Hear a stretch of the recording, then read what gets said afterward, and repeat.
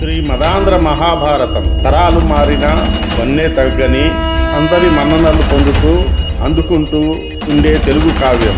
ఈ పవిత్రమైన మూల గ్రంథం తెలుగులో నన్నయ్య భటారకుడు, తిక్కన మరియు ఎర్రాప్రగడ అనువాదంతో పూర్తి చేయబడినది ఈ మహోన్నత గ్రంథం. సరళ తెలుగు భాషలో గాడి న్యూస్ ఛానల్లో ప్రతిరోజు పూర్తి అయ్యేంత వరకు అందించటానికి నిశ్చయించాము. ఈ మహాకార్యాన్ని సబ్స్క్రైబ్, షేర్ అండ్ లైక్ చేసి ఆదరించవలసిందిగా, ఆశీర్వదించవలసిందిగా ప్రార్థన. ఇట్లు మీ వడ్డేపల్లి రామకృష్ణ.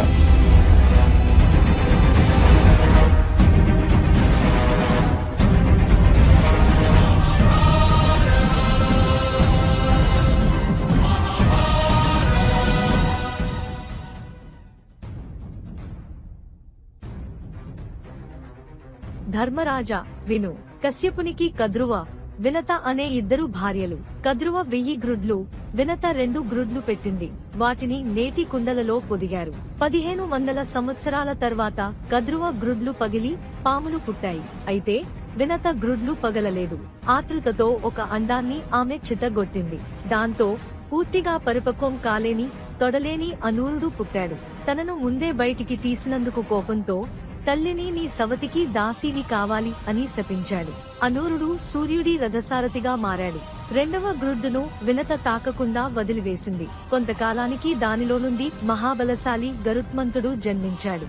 ఈ సమయంలో వినత, కద్రువలు పందేలకు దిగారు. ఓ పందెంలో ఓడిపోయి వినత కద్రువకు బానిసగా మారింది. వయస్సు వచ్చిన గరుత్మంతుడు తల్లి బానిసత్వానికి కారణం అడిగాడు. వినత అన్ని విషయాలు చెప్పింది.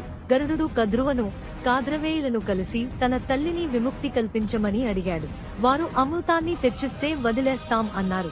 వెంటనే గరుడు అమృత భాండాన్ని తేవడానికి ఇంద్రుడిపై దండెత్తాడు. దేవతలతో ఘోర యుద్ధం చేసి వారిని ఓడించాడు.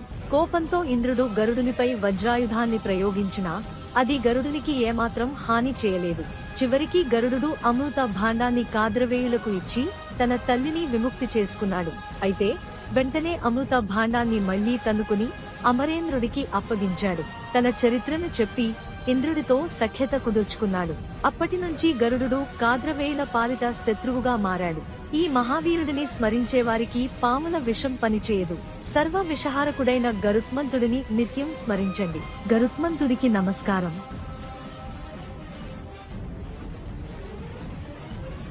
పూర్వం ఔద్దాలకి అనే ముని ఉండేవాడు.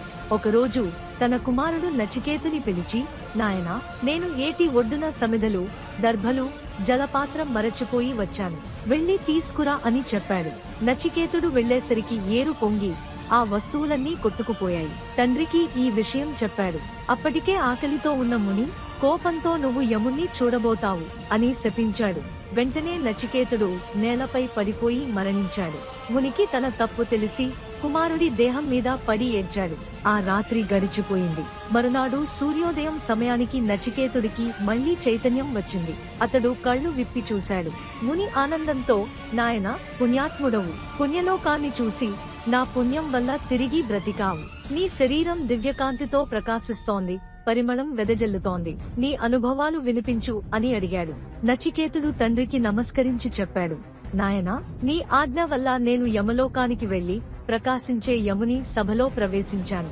యముడు నన్ను నీ కుమారుడిగా గుర్తించి అర్ఘ్య పాద్యాదులిచ్చి పూజించాడు.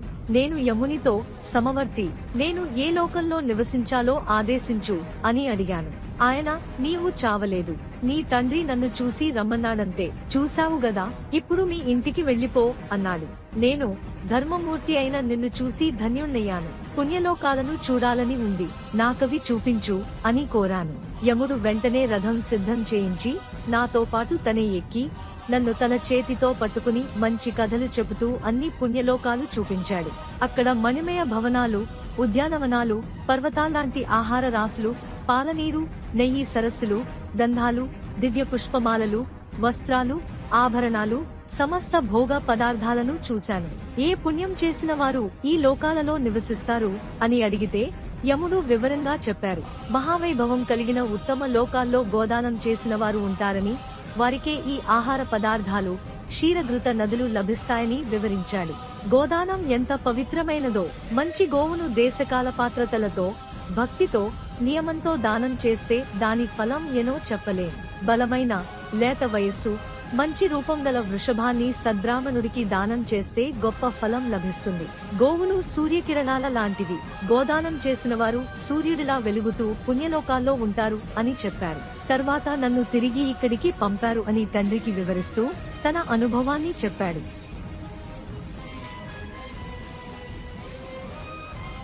శాంతనువుడు ధర్మరాజుకు దాన విశేషాలను వివరించాడు. శృతి ప్రకారం దానం యజ్ఞానాం వరుధం దక్షిణ, అంటే యజ్ఞాలు చేసినప్పుడు ఋత్విక్కులకు దక్షిణ దానం తప్పకుండా ఇవ్వాలి. అది యజ్ఞఫలాన్ని సంపూర్ణంగా చేస్తుంది. ధన, ధాన్యం, గోరత్నాదులను దానం చేస్తే యజ్ఞఫలం లభిస్తుంది. దానాల్లో భూదానం అత్యంత గొప్పది. ఎందుకంటే భూమిలోనే అన్ని సంపదలు ఉంటాయి. ఒక్క భూదానం చేసిన అన్ని దానాల పుణ్యం లభిస్తుంది. భూమికి ఎంత ఆయుర్దాయం ఉంటుందో దానదాత కూడా అంతకాలం సుఖశాంతులతో జీవిస్తాడు. ఇతర దానాలకైతే అర్హతను చూడాలి, కానీ భూదానం ఎవరికి ఇచ్చినా పుణ్యం కలుగుతుంది. ఒక పేద బ్రాహ్మణునికి భూదానం చేస్తే కలిగే ఫలాన్ని వర్ణించలేం. అర్హుడైన వానికి గోచర్మ పరిమాణం గల భూమి దానం చేస్తే దానివల్ల అన్ని పాపాలు నశించి చీకట్లు సూర్యుడు వస్తే పోయినట్టే అంతరించిపోతాయి. పరశురాముడు కూడా సర్వ క్షత్రియ సంహారం చేసిన పాపాన్ని నివారించేందుకు తాను గెలుచుకున్న భూమిని కశ్యప మహర్షికి దానం చేశాడు. తరువాత అన్నదానం. అన్నం వల్లనే జీవులు పుడతాయి, జీవిస్తాయి. వేదం ప్రకారం అన్నం లేకుండా ఏ జీవి జీవించలేదు. అన్నం పెట్టడం వల్ల యజ్ఞ యాగాదులు, సత్కర్మలు సంపూర్ణ ఫలితాన్ని ఇస్తాయి. ఆకలితో ఉన్నవాడికి, కుక్కకైనా, అంత్యకులం వాడికైనా యోగ్యతాయోగ్యతలు చూడకుండా ప్రేమతో అన్నం పెట్టడం పరమధర్మం. అన్నం అంటే కేవలం వరి అన్నమే కాదు, జీవులకు తగిన ఆహారాన్ని అందించాలి. ఉదాహరణకు పశువుకి గడ్డి అన్నం. జీవులు బ్రతకడానికి అవసరమైన ఆహారం ఇచ్చిన వారికి ప్రాణదానం చేసిన ఫలితం లభిస్తుంది. గోదానం కూడా అత్యంత పవిత్రమైనది. గవామం యేషు తిష్టంతి భువనాని చతుర్దశ, అంటే ఒక్క గోవును దానం చేస్తే 14 లోకాలు దానం చేసిన ఫలితం లభిస్తుందని పెద్దలు చెప్పారు. గోదానం చేసేటప్పుడు గోవుకు బంగారు, వెండి తొడుగులు ధరింపజేసి దానితో పాటు పాల చెంబు, దూడ కూడా ఇవ్వాలి. ఇలాంటి గోవును దానం చేస్తే గోదాత అనేక వేల సంవత్సరాలు స్వర్గలోకాన్ని అనుభవిస్తాడు. గోవు పవిత్రత అంతటి గొప్పది. దేవతార్చనలు, పితృకార్యాల కోసం గోమయాన్ని ఉపయోగిస్తారు. రోజు భోజనం ముందు గోవుకు గుప్పెడు గడ్డి పెడితే మన కోరికలు నెరవేరుతాయని పెద్దలు అంటారు. విద్యాదానం కూడా గొప్పదనం కలది. అడిగిన వారికి విద్యాబోధన చేస్తే భూదానం, గోదానం చేసినంత పుణ్యం లభిస్తుంది. విద్యార్థి అంటే విద్య కావాలి అని అడిగేవాడు. అలాంటి వానికి తానే పొందిన విద్యను అందించకపోతే బ్రహ్మరాక్షసుడవుతాడని పెద్దలు చెప్పారు. విద్యాబోధన ద్వారా బాలుడికి జ్ఞానం, వివేకం కలుగజేసి ఉన్నత స్థితికి చేర్చడం గొప్పదానం. తిలదానం కూడా అత్యంత పవిత్రమైనది. తిలాలు, నువ్వులు సర్వపాప హరములు. తిలాహ పునంతుమే పాపం అని శృతి పేర్కొంటుంది. తిలాలు పితృదేవతలకు అత్యంత ప్రీతిపాత్రమైనవి. అందువల్ల పితృకార్యాలలో వాటిని ఉపయోగించాలి. యముడు బ్రాహ్మణుడైన శర్మిని పిలిచి తిలదానం గొప్పదనాన్ని వివరించి తిలదానం చేయమని సూచించాడట. నువ్వులతో తయారైన పదార్థాలు తినడం వల్ల పాపాలు దరిచేరవు. పుణ్యం కోరుకునేవారు తిలాలను బ్రాహ్మణులకు దానం చేయాలని శాంతనువుడు ధర్మరాజుకు వివరించాడు. ధర్మరాజు గాంగేయుడిని చూసి, తాత, సువర్ణము మరియు సువర్ణ దానం విశేషాలు చెప్పు అని అడిగినప్పుడు గాంగేయుడు ఇలా చెప్పాడు. నాయనా విను. సువర్ణ దక్షిణేతివై అనే వేద వాక్యం ప్రకారం సర్వయజ్ఞాలలో దక్షిణగా సువర్ణం ఇవ్వాలి. నేను సువర్ణదానం విశేషాన్ని చెప్తాను, విను. నా తండ్రి శంతనుడు మరణించినప్పుడు అతనికి శ్రాద్ధ విధులు నిర్వహించడానికి గంగా ద్వారానికి, హరిద్వారము వెళ్లాను. అక్కడ పిండ ప్రదానం చేసే సమయంలో ఉంగరాలు, కంకణాలు ధరించిన ఒక చేయి పిండం చేతిలో పెట్టమన్నట్లు ముందుకు వచ్చింది. అది నా తండ్రి చెయ్యిగా గుర్తించాను. అయితే పిండం దర్భల మీద పెడితేనే పితృదేవతలకు తృప్తి కలుగుతుంది, కానీ చేతిలో పెడితే కాదు అని శాస్త్రం చెబుతుంది. అందువల్ల నేను దర్భల మీదనే పెట్టాలని నిశ్చయించుకున్నాను. అలాగే చేశాను. దీనికి నా పితృదేవతలు చాలా సంతోషించి నా ఎదుట నిలిచి, దేవవ్రత, నువ్వు శాస్త్ర ప్రకారం పితృకార్యం నిర్వహించినందుకు మేము ఆనందించాము. నీ భూదానాలు, గోదానాలకు బదులుగా సువర్ణం ఇవ్వు. అదే మాకు చాలా ఇష్టం. సువర్ణం చాలా పవిత్రమైనది. మన వంశంలోని వారు సువర్ణదానం వల్ల నిర్మలాత్ములవుతారు అని చెప్పి అదృశ్యులయ్యారు. అప్పటి నుంచి నేను సత్కార్యం చేసినప్పుడల్లా సువర్ణదానం చేస్తూ వచ్చాను. ఇంతవరకు తన అనుభవాన్ని వివరించిన గాంగేయుడు విన్నది కూడా వివరిస్తూ చెప్పాడు. పరశురాముడు రాజుల మీద కోపంతో 21 సార్లు యుద్ధం చేసి వారిని సంహరించాడు. ఆ తరువాత పాప పరిహారం కోసం అశ్వమేధ యాగం చేశాడు. యాగం పూర్తయిన తర్వాత వశిష్ఠాది మహామునులను కలిసి పాపాన్ని తొలగించి పురుషుణ్ణి పవిత్రుడిగా చేసే సాధనం ఏమిటి అని అడిగాడు. అప్పుడు వశిష్ఠుడు ఇలా చెప్పాడు: భార్గవరామ, సువర్ణం అగ్నిమయం, దేవతలు అగ్నిమయులు, అందుచేత సువర్ణం పరమ పవిత్రం.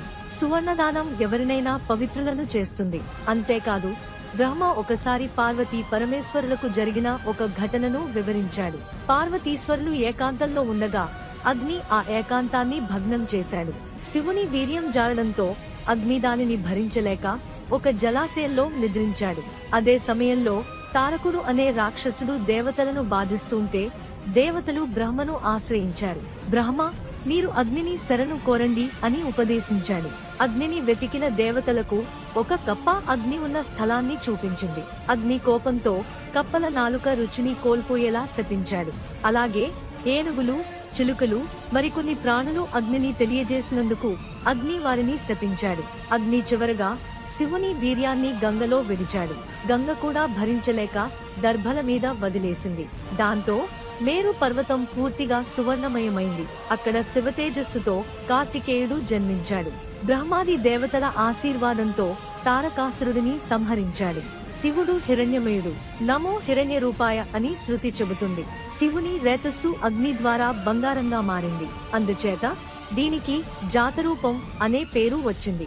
అటువంటి పవిత్రమైన సువర్ణాన్ని తేజస్సు అని కూడా అంటారు. సువర్ణదానం ద్వారా మనిషి పాప విముక్తుడై పొగలేని అగ్నిలాగా ప్రకాశిస్తాడు. వశిష్ఠుడు చెప్పిన ఈ మహిమ విని పరశురాముడు విస్తృతంగా సువర్ణదానం చేసి పవిత్రుడిగా మారాడు. ధూప, దీప, నైవేద్య విశేషములు. న్యూలైన్ ధర్మరాజు తాతను ప్రశ్నించాడు. దేవతా పూజలలో పువ్వులు, ధూపం, దీపం, నైవేద్యం ముఖ్యమని చెబుతారు. వాటి విశేషాలు వివరించండి. తాత సమాధానంగా చెప్పాడు: ధర్మనందన, ఈ విశేషాలను శుక్రాచార్యుడు బలిచక్రవర్తికి చెప్పారు. అతడు మనువు సువర్ణుడనే మునికి. ఆ తరువాత నారదుని ద్వారా ఈ జ్ఞానం నాకు చేరింది. పువ్వులు, ఓషధులను అమృతంగా భావిస్తారు. వాటిలో పూసే పూలు ఉత్తమమైనవి. పూలతో పూజలు చేసిన మనుషులకు మంచి మనస్సు కలుగుతుంది. అందుకే వాటిని సుమనస్సులు అంటారు. తెల్లని, ముళ్ళులేని పూలు దేవతలకు ప్రీతికరమైనవి. తామర, జాజి, తులసి పత్రాలు దేవతలకు ప్రత్యేకంగా ఇష్టమైనవి. నీటిలో పుట్టిన పూలు యక్ష, రాక్షసాదులకు అనుకూలమైనవి. మాంత్రికులు శత్రువుల వినాశనానికి ఎర్రని, ముళ్ళుగల పూలను ఉపయోగిస్తారు. పూల సువాసన దేవతలను ఆకర్షిస్తే వాటి దర్శనం యక్ష భూతాదులను ప్రీతిపరుస్తుంది. తాకటం సర్పాలకు ఆనందకరం. దేవాలయాల్లో లేదా శ్మశానాల్లో పూసిన పూలను పూజల కోసం ఉపయోగించరాదు. ధూపం వేయడం ద్వారా పవిత్రత పెరుగుతుంది. అందుకు చెట్టు జిగురు ధూపానికి మంచిది, కానీ గుగ్గిలం ఇంకా శ్రేష్టమైనది. అగరు యక్ష, గంధర్వాదులకు ప్రీతికరంగా ఉంటుంది. కర్పూర ధూపం అత్యంత పవిత్రమైనది. దేవతలు మధుర వాసనలను, యక్షులు ఘాటైన వాసనలను, రాక్షసులు మరింత ఉగ్రమైన వాసనలను ఇష్టపడతారు. సరైన ధూపం వేస్తే దేవతలు ఆయురారోగ్యాలను ప్రసాదిస్తారు. దీపం, భూత, రాక్షస గణాలను తొలగించేందుకు దీపాలను వెలిగించాలి. దీపం వెలిగించడం ఆలోకదానం అని పిలుస్తారు. దీని ద్వారా భక్తుడికి సద్ధర్మ లోకం లభిస్తుంది. దీపం ప్రకాశవంతంగా ఉండాలి. తక్కువ నెయ్యి లేదా చిన్న వత్తి వాడితే ఉపయోగం లేదు. ఇతరుల దీపాలను అపహరించడం లేదా ఆర్పివేయడం శాపకరం. గుడి, రచ్చబండ, కొండలపై దీపం వెలిగిస్తే సంపదలు లభిస్తాయి. ఆవు నెయ్యితో వెలిగించిన దీపం అత్యుత్తమమైనది. గేదె నెయ్యి, మేక నెయ్యి మధ్యమమైనవి. ఇతర క్రొవ్వుతో వెలిగించిన దీపాలు అధమమైనవి. నైవేద్యం, భోజనం చేసే ముందు దేవతలకు నైవేద్యం సమర్పించాలి. లేని పక్షంలో మనిషి రాక్షసత్వం పొందుతాడు. దేవతల ప్రసాదంగా లభించిన అన్నాన్ని వారికే సమర్పించకుండా తినడం దొంగతనంగా భావించబడుతుంది. చిమ్మిలి, పాలు, పెరుగు, మధుర పదార్థాలను ధూప, దీప సమర్పణ తరువాత అతిథులకు అందించడం పుణ్యప్రదమైంది. ప్రతిరోజు దేవతలకు నివేదన చేసి ప్రసాదం గ్రహిస్తే దేవతా కృపతో శుభఫలితాలు పొందవచ్చు. యక్ష, రాక్షస భూతాదులను ప్రసన్నం చేసేందుకు మాంసం, ఎర్రని పేలాలు, కళ్ళు వంటి నైవేద్యాలు సమర్పించాల్సి ఉంటుంది. ఈ విషయంలో ఒక పురాణ గాథ ఉంది. నహుష మహారాజు నిత్యం ధూప, దీప నైవేద్యాలతో దేవతలను ఆరాధించాడు. దీనివల్ల అతనికి స్వర్గ రాజ్యం లభించింది. ఇంద్ర పదవిని పొందిన తరువాత కూడా అతను ఆచారాలను పాటించేవాడు. దివ్య కృషి ప్రభావంతో మునులు మోసే బ్రహ్మరథం ఎక్కే అదృష్టం పొందాడు. కాని అధిక గర్వంతో పరస్త్రీ ఆశించి శాపం పొంది మహాసర్పుడయ్యాడు. అయినా అతని పూర్వపు ధూప, దీప నైవేద్య పుణ్యం వల్లనే అగస్త్య ముని శాపమోక్షాన్ని ప్రసాదించాడు. ఎంతసేపు భక్తుడు దేవాలయంలో దీపం వెలిగిస్తాడో అంతకాలం, దివ్య సంవత్సరాలు అతను స్వర్గలోకంలో భోగభాగ్యాలను అనుభవిస్తాడు.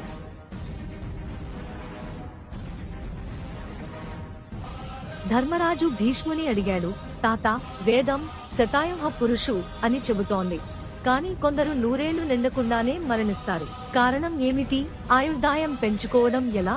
దీనికి భీష్ముడు ఇలా సమాధానమిచ్చాడు. కుంతీపుత్ర, ఆచారం ఆయువును పెంచుతుంది, సంపదను, కీర్తిని ఇస్తుంది. దురాచారులకు ఆయువు పెరగదు. సమస్త భూతాలు వారిని కృంగదీస్తాయి. కాబట్టి పూర్వుల ఆచారాలతో పాటు వర్ణాశ్రమాచారాలను పాటించడం మానవులకు ధర్మం. గురువును ధిక్కరించడం, ఉదయాస్తమయాలలో సూర్యుణ్ణి చూడడం ఆయువును తగ్గిస్తాయి. కోపం లేకుండా ఉండటం, అహింస, సత్యం, సంధ్యావందనం, దేవపూజలు, పుణ్యవ్రతాలు ఆయువును పెంచుతాయి. పరస్త్రీ సంపర్కం పనికిరాదు. అది అధర్మమే కాక ఆయువును క్షీణింపజేస్తుంది. మిత్రుని భార్య, గురుపత్ని, రాజపత్ని, బంధువు భార్య, బ్రాహ్మణ స్త్రీ, వైద్యుని భార్య మొదలైనవారు పరస్త్రీలు. వీరితో సంబంధం ఆయుర్దాయాన్ని తగ్గిస్తుంది. శుద్ధతను పాటించాలి. దేవాలయం, వీధి, గోశాల, పంట పొలాలలో మలమూత్ర విసర్జన చేయరాదు. భోజనం తడి కాళ్లతో చేయకూడదు. తూర్పు ముఖంగా కూర్చుని భోజనం చేయడం మంచిది. నిలుచొని తినడం, మూత్ర విసర్జనం పనికిరాదు. అగ్ని, గోవు, బ్రాహ్మణుని ఎంగిలి చేతితో తాకకూడదు. సూర్య చంద్రులను పట్టి చూడరాదు. పగిలిన పాత్రలు వాడకూడదు. పెద్దలు వచ్చినప్పుడు లేచి నమస్కరిస్తే వారి దీవెనల వల్ల ఆయువు పెరుగుతుంది. మార్కండేయుడు చిరంజీవి కావడానికి ఇదే కారణం. వేదం చదువుతూ తల తడుముకోవడం, అశుచిగా నిద్రించడం, 2 చేతులతో తల గోక్కోవడం పనికిరాదు. గురువుతో విరోధం మంచిది కాదు. అతడు కోపించినట్లయితే ప్రసన్నుణ్ణి చేసుకోవాలి. గురువు విషయంలో అసత్యం చెబితే ఆయువు తగ్గుతుంది. బ్రాహ్మణులకు, గర్భిణీ స్త్రీలకు, పెద్దవారికి దారి ఇవ్వాలి. అశ్వత్థాది వృక్షాలకు ప్రదక్షిణం చేయాలి. కొన్ని తిథులలో బ్రహ్మచర్యం పాటించాలి. ఇతరులపై దుష్టభావాలు, పరుషమైన మాటలు, వికలాంగులను, దరిద్రులను, చదువు లేనివారిని హేళన చేయకూడదు. వేదాన్ని, దేవతల్ని నిందించడం పాపం. డబ్బు కోసం జోస్యాలు చెప్పకూడదు. పండ్లు తోమడం, మలమూత్ర విసర్జన మౌనంగా చేయాలి. ఉదయ, సాయంకాల సంధ్యలలో నిద్రపోకూడదు. ఉదయం లేచి తల్లిదండ్రులు, గురువు, బ్రాహ్మణుణ్ణి నమస్కరించాలి. దేవతార్చనకు ముందు వీరికి తప్ప మరెవరికి వందనం చేయకూడదు. గర్భిణీ స్త్రీతో సహవాసం పనికిరాదు. పెండ్లికి ముందు స్త్రీ సంపర్కం చేసిన వాణ్ణి అవకీర్ణి అంటారు. ఈ పాపం పోవడానికి ప్రాయశ్చిత్తం చేయాలి. ఉత్తరం, పడమర వైపుకి తల పెట్టుకుని నిద్రించరాదు. విరిగిన మంచంపై నిద్రించరాదు. తెల్లని, పచ్చని పుష్పాలు ధరించడం శుభం. రాత్రి కలిగిన అశుద్ధి స్నానంతో పోతుంది. ఒంటిని తుడుచుకోకపోతే స్నానం చేసినా అశుద్ధుడే అవుతాడు. తడి బట్టలు వాడకూడదు. ఇతరుల బట్టలు ధరించకూడదు. మట్టి పండ్లు, రావి పండ్లు, మేడి పండ్లు తినరాదు. నిషిద్ధ ప్రదేశాల్లో భోజనం చేయకూడదు. ఆవులు, మేకలు, నెమళ్లకు చెందిన ఆహార పదార్థాలు తినరాదు. ఇతరులు చూస్తూ ఉండగా వారికి పెట్టకుండా తినకూడదు. భోజన సమయంలో సమానత్వాన్ని పాటించాలి. నెయ్యి, తేనె, తేలపిండి, పెరుగు, పాయసం, నీరు తినగా మిగిలితే వాటిని ఇతరులకు పంచకపోతే ఆయువు పెరుగుతుంది. తర్పణాల్లో తీర్థస్థానాలను గమనించాలి. ప్రాణాయామం రోజు చేయడం ఆరోగ్యానికి మంచిది. ఉదయ, సాయంకాల సంధ్యలలో దీన్ని చేయాలి. పగటివేళ స్త్రీ సంపర్కం మంచిది కాదు. నగ్న స్త్రీని చూడరాదు. తుమ్మినా, ఉమ్మినా ఆచమనం చేయాలి. ఆచమనం చేయలేని స్థితిలో ఉంటే సూర్యుణ్ణి చూసి ప్రణవ జపం చేసి కుడిచెవి ముట్టుకుంటే శుచిగా మారుతారు. ధన, ఆయుర్దాయం కలగాలంటే అనాథ ఇంటిలో పావురాలు, చిలుకలు, గోరువంకలు, పూల తీగలు, బంగారు నగలు, అద్దాలు ఉంటే శోభనం కలుగుతుంది. అశుభ జంతు, రాత్రివేళ భోజనం, విద్యాభ్యాసం, పితృకార్యాలు పనికిరావు. గ్రహణాది ప్రత్యేక సమయాల్లో తప్ప. తిథి, వార, నక్షత్రాలను చూసి ఉదయం భోజనానికి ముందు క్షౌరం చేయించుకోవాలి. దీన్ని ఆయుష్ కర్మ అంటారు. కొన్ని శ్రద్ధ కార్యక్రమాల్లో కర్త ప్రసాదం భుజించరాదు, పిలవకుండా విందుకు పోరాదు. ధర్మపత్ని ద్వారా కలిగిన సంతానమే అన్ని శుభకార్యాలకు, పితృకార్యాలకు యోగ్యమైనదిగా భావించాలి. వర్ణాశ్రమ ధర్మాన్ని పాటించడం ఆయుష్ను పెంచుతుంది. క్షత్రియుడు యుద్ధ విద్య, రాజనీతి నేర్చి ప్రజలను పాలించాలి. బ్రాహ్మణుడు వేదాధ్యయనంలో నిమగ్నమై ధర్మాన్ని పాటించాలి. వైశ్య, శూద్రులు కూడా తమ తమ కర్తవ్యాలను అనుసరించాలి. రజస్వల స్త్రీను కలవడం దోషం. 4వ రోజు స్నానం చేసినా పనికిరాదు. కొన్ని నిర్దిష్ట రోజులలో కలిస్తే మగబిడ్డ, కొన్ని రోజులలో కలిస్తే ఆడబిడ్డ జన్మిస్తారని చెబుతారు. 16 రోజుల వరకు స్త్రీ ఋతుమతిగానే ఉంటుంది. ఈ నియమాలు అన్ని భూతదయతో పాటించడం వల్ల ధర్మం పెరుగుతుంది. ధర్మం ఆయుర్దాయాన్ని, సంపదను, కీర్తిని పెంచుతుంది. ముఖ్యంగా ఆచారం అంటే నియమబద్ధత. ఇది అందరికీ మేలు చేస్తుంది. కీటకము కథ. ధర్మరాజు భీష్ముని తాత, ఈ జీవులు బ్రతకడం సుఖమని, చావడం దుఃఖమని భావిస్తారు గదా. ఏ జీవికైనా ప్రాణాలంటే అంత తీపి ఎందుకు? మరి మహాభారత యుద్ధంలో చచ్చిన వాళ్ళకి గతేమిటి అని అడిగాడు. భీష్ముడు ధర్మరాజు సందేహాన్ని తీర్చేందుకు పూర్వం ఒక కీటకానికి, వేదవ్యాసునికి మధ్య జరిగిన కథను వివరించాడు. ఒకసారి వ్యాసుడు రాజమార్గంలో నడుస్తుండగా ప్రాణభయంతో పరిగెత్తుతున్న ఒక కీటకాన్ని చూశాడు. వ్యాసుడు దానిని ఆపి భయానికి కారణం అడగగా, కీటకం, మహాత్మా, బళ్ళు వేగంగా వస్తున్నాయి, నన్ను తొక్కి చంపేస్తాయనే భయంతో పరిగెడుతున్నాను. ఏ జీవికైనా బ్రతుకే సుఖం, చావు దుఃఖం అని చెప్పింది. వ్యాసుడు బ్రతుకులో ఏముంది, చావే సౌఖ్యమేమో అన్నాడా? అందుకు కీటకం, కీటకాలు కూడా తమ జన్మ విశేషాలను బట్టి భోగాలు అనుభవిస్తాయి, అవి పోతాయన్న భయమే మాకు ఉంది అని చెప్పింది. తాను మునుపటి జన్మలో ధనవంతమైన శూద్రుడిగా పుట్టి ధర్మాచరణ లేని జీవితం గడిపారని, కాని తల్లిని సేవించడం, ఒక బ్రాహ్మణుడిని పూజించడం వల్ల పూర్వజన్మ జ్ఞానం లభించిందని వివరించింది. వ్యాసుడు, నీ గత జన్మ పుణ్యం వల్లనే నా దర్శనం నీకు లభించింది. నా తపోమహిమతో నీకు మానవ జన్మ ప్రసాదిస్తాను. క్రమంగా పంచముడుగా, శూద్రుడుగా, వైశ్యుడుగా, క్షత్రి. ఆ కీటకం వ్యాసుని పాదాలకు నమస్కరించి మానవ జన్మలను ఎత్తుతూ చివరకు రాజుగా పుట్టి రాజ్యపాలన చేస్తూ వ్యాసుని ఆశ్రమానికి వెళ్లి ఆశీస్సులు పొందాడు. వ్యాసుడు, రాజా, రాజ్య భారాన్ని నీ కుమారులకప్పగించి మహాతపస్సు చేయి. గో, విప్ర రక్షణ లేదా యుద్ధంలో ప్రాణత్యాగం చేసి క్షత్రియ ధర్మాన్ని నెరవేర్చు, అప్పుడు బ్రాహ్మణ జన్మ లభిస్తుంది అని ఉపదేశించాడు. ఆ రాజు వ్యాసుడు చెప్పినట్లు ఆచరిస్తూ చివరకు బ్రాహ్మణుడై యజ్ఞవ్రతాలు నిర్వహించి మోక్షాన్ని పొందాడు. అందువల్ల పుణ్యాత్ములకు మరణం కూడా సౌఖ్యమే. యుద్ధరంగంలో మరణించడం మహాపుణ్యం. అందువల్ల భారత యుద్ధంలో మరణించిన వారందరూ ఉత్తమ గతులు పొందడం ఖాయం. కీటకానికి దయతో చూపించిన వ్యాస భగవానుడు, భయపడకుము, నీకు ఉత్తమ జన్మ లభిస్తుంది అంటూ ఆశీర్వదించాడు. ఆ కీటకం పంచముడుగా, శూద్రుడుగా, వైశ్యుడుగా, క్షత్రియుడుగా పునర్జన్మలను పొందుతూ ప్రతి జన్మలో పూర్వజన్మ స్మృతితో ధర్మాత్ముడిగా ఎదిగాడు. చివరికి రాజుగా జన్మించి వైభవంతో వ్యాసుని ఆశ్రమానికి వచ్చి నమస్కరించాడు. వ్యాసుడు రాజును దీవించి, నీ రాజ్యాన్ని కొడుకులకు అప్పగించి మహాతపస్సు చెయ్యి. గోరక్షణ, విప్రరక్షణ, యుద్ధరంగంలో ప్రాణత్యాగం, ఈ కార్యాల్లో ఏదైనా చేస్తే నీకు బ్రాహ్మణ జన్మ లభిస్తుంది అని చెప్పాడు. రాజు ఆనందించి వ్యాసుని ఆదేశానుసారం జీవితాన్ని సాగించి చివరికి బ్రాహ్మణుడిగా పుట్టి అనేక యజ్ఞాలు, వ్రతాలు నిర్వహించాడు. అనంతరం వ్యాసుని ఆశీస్సులతో అరుదైన మహావ్రతాలను ఆచరించి స్వర్గానికి చేరుకుని దేవేంద్రుని ప్రాణమిత్రుడిగా మారి క్రమంగా మోక్షాన్ని పొందాడు. అందుకే పుణ్యాత్ములకు మరణం కూడా సౌఖ్యమే. యుద్ధరంగంలో మరణించడం మహాపుణ్యమైనది కాబట్టి ఉమామహేశ్వర సంవాదము తీర్థయాత్రలు చేయాలనే కోరికతో ఒకనాడు నేను హిమశైలానికి వెళ్లాను. అక్కడ ఒక ఉద్యానవనంలో బంగారు వేదిక మీద నాగాభరణుడైన పరమేశ్వరుడు కూర్చుని ఉండగా దేవ, ముని, ప్రమథగణాలు ఆయన సేవలో మగ్నమై ఉన్నారు. మహేశ్వరునికి నమస్కరించి నేను కూడా అక్కడ కూర్చున్నాను. ఇంతలో జగన్మాత పార్వతీదేవి నదీ సఖులతో పాటు వచ్చి శంకరుని 2 కళ్ళు మూసింది. దాంతో సూర్య, చంద్ర, నక్షత్ర కాంతులేవి లేక లోకమంతా అంధకారంలో మునిగిపోయింది. జీవరాశులు తల్లడిల్లిపోతుండగా శివుడు తన మూడవ కన్ను తెరిచాడు. ఆ కన్ను నుండి వెలువడిన మహాగ్ని హిమగిరిని దహించసాగింది. తండ్రికి కలిగిన శివుడు ప్రసన్న దృష్టితో చూడగానే ఆ మహాగ్ని చల్లారిపోయి హిమనగం మునుపటి శోభను పొందింది. ఆ సమయంలో భవానీ శంకరుడిని అడిగింది, నాథా, నీవు లలాట నేత్రం తెరవడానికి కారణం ఏమిటి? శివుడు నవ్వుతూ చెప్పాడు, ఉమాదేవి, నువ్వు నా 2 కళ్ళు మూసావు. అవి సూర్యచంద్రులు గదా, అందుకే లోకాలలో అంధకారం వ్యాపించింది. లోకాలు ఆ చీకట్లో తల్లడిల్లుతుండగా నేను మూడవ కన్ను తెరువాల్సి వచ్చింది. పార్వతీదేవి మరొక సందేహం వ్యక్తం చేస్తూ అడిగింది, దేవా, నీకు 4 ముఖాలు కదగడానికి కారణం ఏమిటి? శంకరుడు ఈ విధంగా వివరించాడు. పూర్వం సుందోపసుందులనే 2 రాక్షసులు ఉండేవారు. వారు మహాబలవంతులు. ఎవరి ఆయుధాల వల్ల చావని వరాలను పొంది సమస్త ప్రపంచాన్ని హింసిస్తూ ఉండేవారు.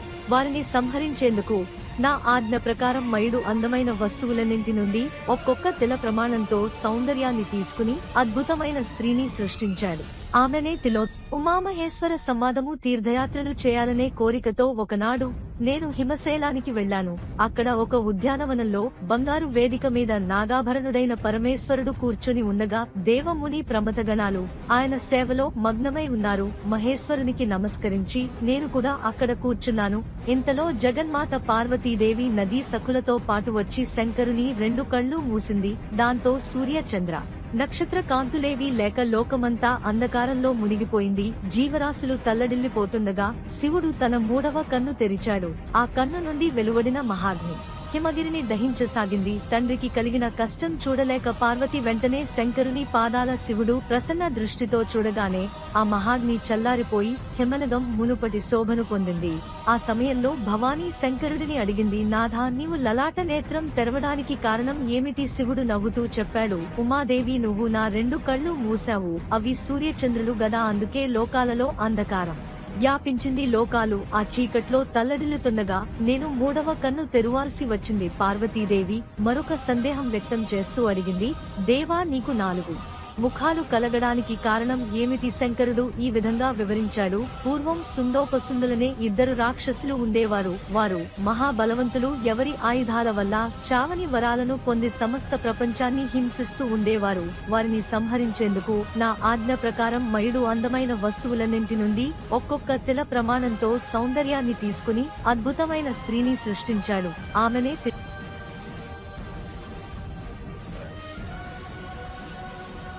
పార్వతీదేవి శివుని ప్రశ్నిస్తూ, చంద్రశేఖర, నీవు పరమ పవిత్రమైన రమణీయమైన మహాభవనాలలో నివసించకుండా అపవిత్రంగా కనిపించే కేశ, కపాల, అస్థికలతో దుర్వాసన కలిగి చూడనసహ్యమైన శ్మశానంలో నివసించడానికి కారణం ఏమిటి అని అడిగింది. శివుడు సమాధానమిచ్చాడు, హైమవతి, క్రూరమైన భూతాలు లోకంలోని ప్రజలను భయపెట్టుతూ బాధిస్తున్నప్పుడు బ్రహ్మదేవుడు నా వద్దకు వచ్చి వాటిని అదుపు చేయమని ప్రార్థించాడు. నేను ఒక స్థలాన్ని ఎంపిక చేసుకుని ఆ భూతాలను నియంత్రిస్తూ లోకాన్ని రక్షించాలని నిర్ణయించుకున్నాను. మోక్షాన్ని కోరుకునే మునులు శ్మశానాన్ని ప్రశంసిస్తారు. ఎందుకంటే అది నిర్జనంగా, ప్రశాంతంగా ఉంటుంది. అందుకే ఆ పవిత్ర స్థలంలో ఉండి లోకాన్ని రక్షిస్తాను. అంతేకాక భూతాలు కూడా శ్మశానంలో తిరుగుతాయి. కాబట్టి వాటిని నియంత్రించడానికి అది అత్యుత్తమ స్థలం. అందుకే నా ప్రమథగణాల్లో భూత ప్రేత పిశాచాలుంటాయి. అవి నా యాజ్ఞకు లోబడతాయి. అప్పుడు పార్వతి, పరమేశ్వర, నీవు అందరిలాగే ప్రసన్నమైన రూపంతో ఉండవచ్చుగదా, మరి శ్మశాన విభూతి, ఎముకలు, పాముల ఆభరణాలు, పరశువు, త్రిశూలం మొదలైన ఆయుధాలను ధరించి ఘోరమైన రూపంలో కనిపిస్తావేమిటి అని అడిగింది. శివుడు సమాధానమిస్తూ, గౌరీ, లోకంలో సీత, ఉష్ణ అనే 2 విభాగాలున్నాయి. ఈ రెండింటితోనే ప్రపంచం నడుస్తోంది. దీనినే సౌమిజ్ఞేయ యోగం అంటారు. సౌమ్య రూపం విష్ణువు ధరిస్తాడు, ఆగ్నేయ రూపం నేను ధరిస్తాను. అందుకే వేదాలు రుద్రోవ ఏష యదగ్ని అని నన్ను కీర్తిస్తాయి. అగ్ని రౌద్రమైనది కాబట్టి ఆగ్నేయ భావం కలిగిన నేను కూడా ఆ భావానికి తగిన వేషం ధరించాను. అంతేకాదు, అఘోరేఖ్యో ఘోరేఖ్యో ఘోర ఘోరతరేభ్యః సర్వేభ్య స్పర్వసర్వేభ్యో నమస్తే అస్తు రుద్రరూపేభ్యః అని వేదాలు నన్ను స్తుతిస్తాయి. అంటే నా ఘోరతర రూపాలన్నీ లోకాన్ని బాధించే భూత ప్రేత పిశాచాలపై తమ ప్రతాపం చూపుతూ సాధుజనుల్ని రక్షించేందుకే. కాబట్టి దుష్టులను శిక్షించేందుకు కొన్ని సందర్భాల్లో నేను ఘోర రూపం ధరించక తప్పదు. తర్వాత పార్వతి, నీవు చంద్రుణ్ణి తల మీద ధరించడానికి హేతువు ఏమిటి అని ప్రశ్నించింది. శివుడు నవ్వుతూ, పూర్వం నేను దక్షయజ్ఞాన్ని ధ్వంసం చేసినప్పుడు చంద్రుడు భయంతో వికృతంగా మారిపోయాడు. అతడు నా వద్దకు వచ్చి శరణు వేడినప్పుడు నా మనసులో దయ కలిగింది. అతనిపై క్రియించిన దోషం తొలగించేందుకు చంద్రుణ్ణి నా శిరస్సుపై ఉంచాను అని చెప్పాడు. ఇలా పార్వతీదేవి అడిగిన ప్రశ్నలకు శివుడు సమాధానాలు చెప్పగా అక్కడున్న మునులందరూ పరవశించి ఆనందోత్సాహంతో భక్తితో నిండిపోయారు. పార్వతీదేవి చెప్పే స్త్రీ ధర్మాలను వినాలని పరమేశ్వరుడు అభిలషిస్తూ, పార్వతి, స్త్రీ ధర్మాలు నీ వల్ల వినాలని ఉంది, చెప్పు అని అడిగాడు. పార్వతి సిగ్గుపడి, నాథా, నీకు చెప్పడానికి నేనెంతదాన్ని, అయినా అడిగినప్పుడు చెప్పకపోవడం శ్రేయస్కరం కాదు. నా చెలికత్తలైన గంగాది నదులతో సంప్రదించి చెప్పుతాను అంటూ వారిని నడిగింది. అయితే వారంతా, మేమెంతమాత్రం చెప్పగలం, నీవే చెప్పాలి, మేము వినాలనుకుంటున్నాం అని అన్నారు. అప్పుడు పార్వతి ఇలా చెప్పడం ప్రారంభించింది. రజస్వల కాని కన్యను యోగ్యుడైన వరుడికి తల్లిదండ్రులు లేదా తండ్రి, సోదరుడు, మేనమామ కన్యాదానం చేయడానికి అర్హులు. ఆ కన్యకు అంతటి నుండి భర్తయే ప్రభువు. కాబట్టి అతన్ని దైవంలా కొలిచి అతని ఇష్టప్రకారం నడుచుకుంటూ దేవత, పితృ సమారాధనలు, అతిథి పూజలు చేయడంలో భర్తకు సహకరించే స్త్రీయే నిజమైన పతివ్రత. ఈ విషయాన్ని అర్థం చేసుకునేందుకు ఒక కథ ఉంది. ఒక బ్రాహ్మణునికి 2 భార్యలు. పెద్దది భర్త చెప్పినట్లు చేయకుండా తనకు తోచినట్లు ధర్మకార్యాలు చేసేది. రెండవ భార్య భర్త కనుసన్నలలో మెలగుతూ అతనితో కలిసి దేవాతిథి, పితృకార్యాలు యథావిధిగా నిర్వహించేది. ఒక రోజు ముగ్గురు ఒకేసారి మృతి చెందారు. చిన్న భార్య భర్తతో పాటు ఉత్తమ గతికి వెళ్ళింది. పెద్ద భార్య కూడా వెళ్లబోతే యముడు ఆపి, ఇప్పుడు ఏడిస్తే ఏం లాభం, నీ భర్త మాటను కాదని నీ ఇష్టానుసారంగా ప్రవర్తించావు. కాబట్టి నీవు భూలోకానికి తిరిగి వెళ్లి భర్తకు ఇష్టమైన ధర్మకార్యాలను చేయాలి. భర్తకు ఇష్టం లేని ధర్మకార్యాలు చేయకూడదు. నీవు ధర్మ సూక్ష్మతను అర్థం చేసుకోలేక పొరపాటు చేశావు అని చెప్పి ఆమెను భూలోకానికి పంపించాడు. కాబట్టి స్త్రీకి భర్తను అనుసరించి ఉండడమే పరమ ధర్మం. భార్య భర్తకు ఇష్టమైన పదార్థాలు వండి పెట్టాలి. అతను కోరినప్పుడు అలంకరించుకుని అతని దగ్గరకు చేరాలి. అన్నీ మనసారా చేయాలి, మొక్కుబడిగా కాకూడదు. భర్త ఏదైనా ధర్మకార్యం చేయడం మర్చిపోతే భార్య గుర్తు చేసి అది జరిగేలా చూడాలి. సవతి ఉంటే దానితో పోట్లాడకుండా కలిసి బ్రతకాలి.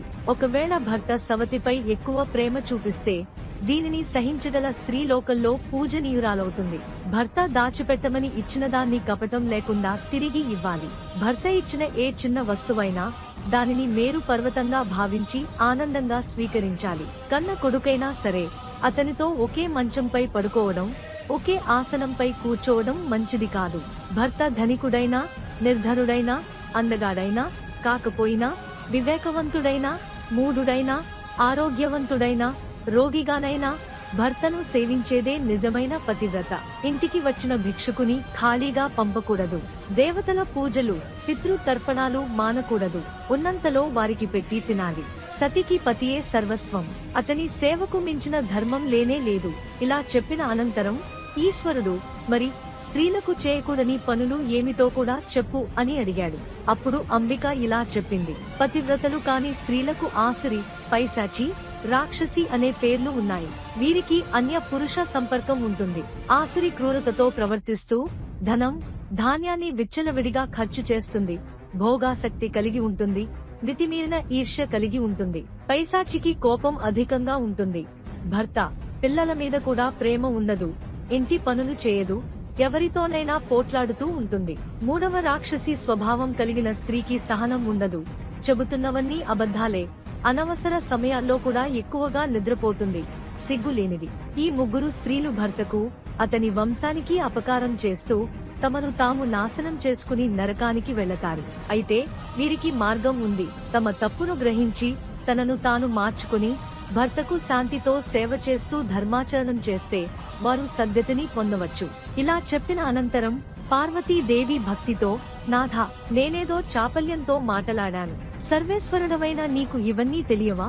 నా సాహసాన్ని మన్నించు అంటూ మూగబోయింది.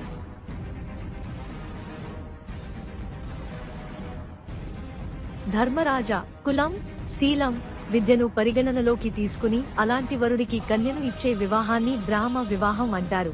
ఇది బ్రాహ్మణులకు యోగ్యమైనది. వివాహానికి అన్ని అర్హతలున్న వరుణ్ణి పిలిచి పిల్లనీయడం ప్రాజాపత్య వివాహంగా పిలువబడుతుంది. ఇది బ్రాహ్మణ, క్షత్రియ వర్ణాల వారికే పరిమితం. వధూవరులు పరస్పర ఇష్టపడి పెద్దల అనుమతి లేకుండానే చేసుకునే వివాహం గాంధర్వ వివాహం. ఇది రాజులకే పరిమితం, కలియుగంలో నిషిద్ధం. వరుడు కన్య వైపు వారికి కోరిన ధనం ఇచ్చి పెండ్లాడితే ఆసుర వివాహం అంటారు. కన్య ఇష్టపడకపోయినా ఆమె కుటుంబాన్ని బలవంతంగా అదుపులో పెట్టి చేసుకున్న వివాహం రాక్షస వివాహంగా పేరు పొందింది.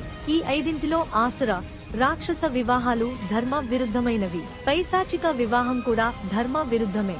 బ్రాహ్మణుడు వరుసగా బ్రాహ్మణ, క్షత్రియ, వైశ్య స్త్రీలను వివాహం చేసుకోవచ్చు. కానీ శూద్ర స్త్రీని పెండ్లి చేసుకుంటే సంతానం పొందరాదు. రాజులు క్రమంగా క్షత్రియ, వైశ్య, శూద్ర స్త్రీలను పెండ్లాడవచ్చు. వైశ్యులు వైశ్య, శూద్ర స్త్రీలను పెండ్లాడవచ్చు. అయితే శూద్రుడు మాత్రం స్వజాతి స్త్రీనే పెండ్లించాలి. పైవర్ణ స్త్రీలను పెండ్లించితే అది ప్రతిలోమ వివాహమే అధర్మంగా మారుతుంది. బ్రాహ్మణ, క్షత్రియ, వైశ్య స్త్రీలకు బ్రాహ్మణుల వల్ల పుట్టిన పిల్లలు ద్విజులుగా పరిగణించబడతారు.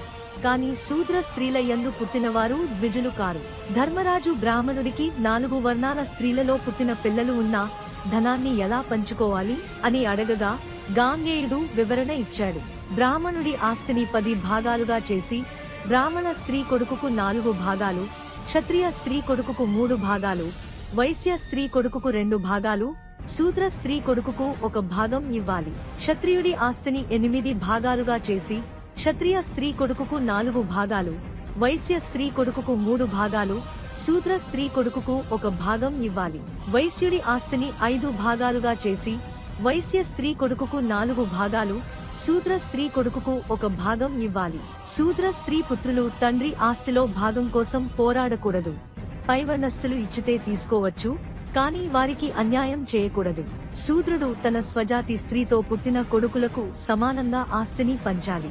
బ్రాహ్మణుడు 4 వర్ణాల వారిని వివాహం చేసుకున్నా స్నానం, భోజనం, దేవతల పూజలు, పితృకార్యాలు బ్రాహ్మణ స్త్రీ ఇంట్లోనే నిర్వహించాలి.